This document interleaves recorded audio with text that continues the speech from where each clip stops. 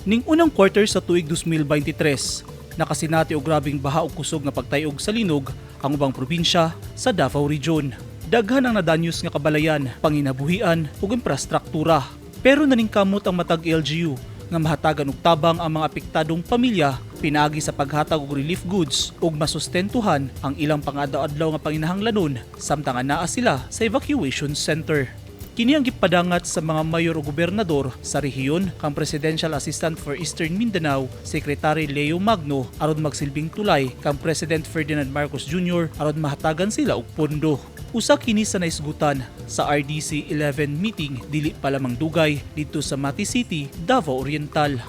Ang nakita gyud ako nga immediate concern ilang kanisulti is katong mga concerns sa mga areas that were affected by natural calamities devastated and of course naadiri si RD Tanya Rabat sa tourism. They are also very concerned about the projects which involves ports, airports, yung seaports nila and I think equally important din naman lahat ng pinalabas nila sa lahat ng nilabas kanina sa RDC 11 meeting. Gipasalig Ginoo ni Secretary Magno nga iyang paningkamutan nga mapaabot kang President Marcos Jr. ang mga prioridad sa mga mayor o governor hasta ang mga programa ug kalambuan nga gihisgutan sa Regional Development Council meeting. I thank the RDC earlier for giving me the opportunity to join them. Una, sabi ko nga dahil gusto kong makisali sa mga ginagawa nila to develop this part of the Philippines, Region 11, and especially here in Davao Oriental. Fully because of my role and task here as the Presidential Assistant for Eastern Mindanao, mas madalas akong makapunta rito because again, pag pumupunta ako dito, it's not only work, it's really a homecoming for me.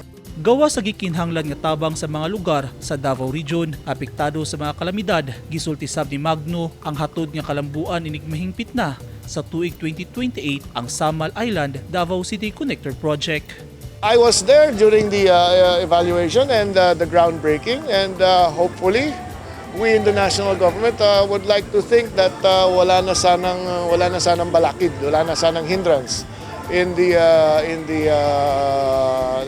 Samal Island Connector project. I know that there are still ongoing appeals or cases that I am not at liberty to discuss, but I personally am supportive of the project, and hopefully it can bring more economic activities for Samal.